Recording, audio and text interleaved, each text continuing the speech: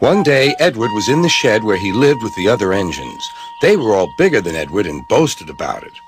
"The driver won't choose you again," said Gordon. "He wants strong engines like us." But the driver and fireman felt sorry for Edward. "Would you like to come out today?" "Oh, yes, please," said Edward. So they lit his fire, made lots of steam, and Edward puffed away.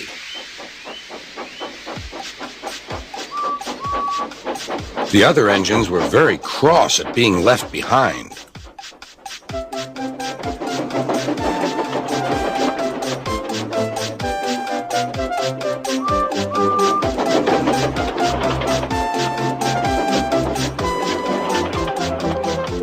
Edward worked hard all day. The coaches thought he was very kind, and the driver was very pleased.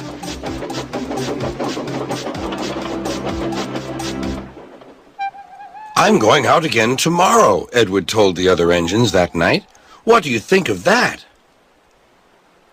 But he didn't hear what they thought, for he was so tired and happy that he fell asleep at once. Next morning, Edward woke up to find nothing had changed. Gordon was still boasting. "You watch me, little Edward, as I rush through with the express. That will be a splendid sight for you. Goodbye, little Edward. Look out for me this afternoon."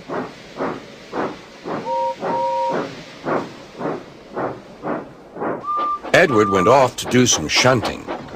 He liked shunting. It was fun playing with freight cars. He would come up quietly and give them a push.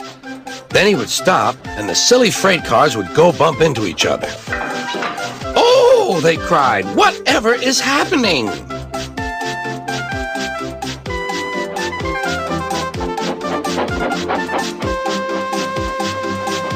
Edward played till there were no more freight cars.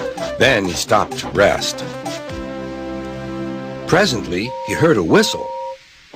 Gordon was cross. Instead of nice shining coaches, he was pulling a dirty freight train. "A freight train! A freight train! A freight train!" he grumbled. "The shame of it! The shame of it! Oh, the shame of it!" Edward laughed and went to find some more freight cars. Then there was trouble. "Gordon can't get up the hill," the porter called to Edward's driver. "Will you take Edward and push him, please?"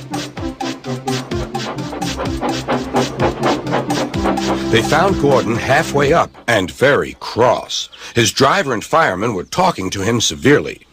"You're not trying." "I can't do it," said Gordon. "The noisy freight cars hold an engine back so." Edward's driver came up. "We've come to push." "No use at all," said Gordon. "You wait and see," replied Edward's driver. They brought the train back to the bottom of the hill.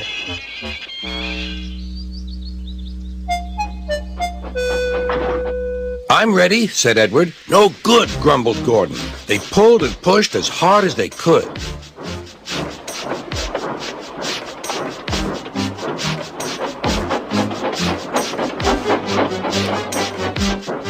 "I can't do it! I can't do it! I can't do it!" puffed Gordon. "I will do it! I will do it! I will do it!" puffed Edward.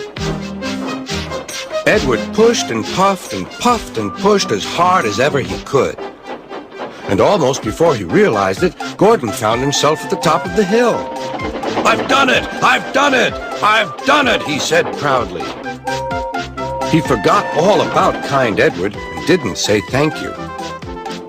Edward was left out of breath and far behind, but he was happy because he had been so helpful. At the next station, he found that the driver and fireman were very pleased with him.